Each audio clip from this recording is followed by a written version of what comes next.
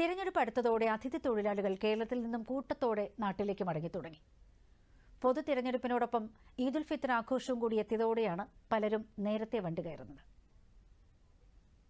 തെരഞ്ഞെടുപ്പ് അടുത്തതോടെ കേരളത്തിൽ നിന്ന് അതിഥി തൊഴിലാളികൾ കൂട്ടത്തോടെ നാട്ടിലേക്ക് മടങ്ങി തുടങ്ങി. കേരളത്തിൽ ഏറ്റവും കൂടുതൽ അതിഥി തൊഴിലാളികളുള്ള എറണാകുളം ജില്ലയിലെ പെരുമ്പാവൂർ മരവ്യവസായ മേഖലയിൽ നിന്ന് മാത്രം നിത്യവും ആയിരക്കണക്കിന് പേരാണ് ആലുവയിൽ നിന്ന് ട്രെയിനിൽ നാട്ടിലേക്ക് മടങ്ങുന്നത്.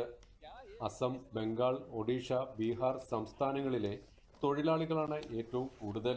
വിവിധ പ്രാദേശിക രാഷ്ട്രീയ വിഷയങ്ങൾ സജീവമായതിനാൽ ഇതുവരെ തെരഞ്ഞെടുപ്പ് കാലത്തെ പോകാതിരുന്നവർ വരെ നാട്ടിലേക്ക് ഇപ്പോൾ പോകുന്നുണ്ട്. मेरा नाम इसका हमीदुल इस्लाम है, गाँव वेस्ट बंगाल, हमारा राज्य वेस्ट बंगाल है और तमलुक थाना नंद कुमार है। केरला काम पे लिया आया है। अभी सामने इलेक्शन भी है और ईद भी है, इसलिए पूरा आदमी एक साथ में जा रहा है। अभी जितना आदमी है उतना आदमी का हिसाब से ट्रेन कमती हो जाएगा। हम लोग चाहते हैं ट्रेन ज़्यादा बड़ा है। इलेक्शन के लिए जाता है, इलेक्शन है ना, ईद है, इलेक्शन है, दोनों एक साथ है ना, इसलिए में जाता है। हाँ, इलेक्शन भी है, ईद भी है, इसलिए जाता है।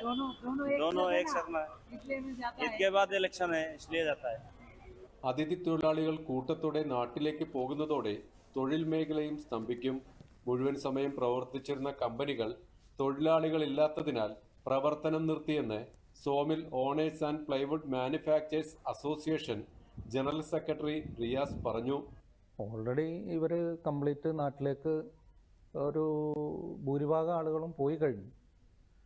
അപ്പോൾ ഇപ്പോൾ കഴിഞ്ഞ ദിവസം ഞങ്ങളുടെ അസോസിയേഷൻ്റെ തന്നെ മീറ്റിംഗ് വരെ നടക്കേണ്ടായി, ഇതുമായി ബന്ധപ്പെട്ടുള്ള ബുദ്ധിമുട്ട് ചർച്ച ചെയ്യാൻ വേണ്ടിയിട്ട്.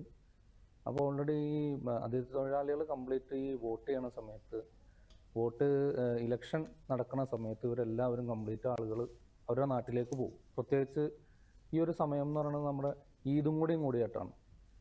അപ്പോൾ കുറച്ചുകൂടി അധികം പേര് ഇവിടുന്ന് ഓൾറെഡി പോയിരിക്കുകയാണ്.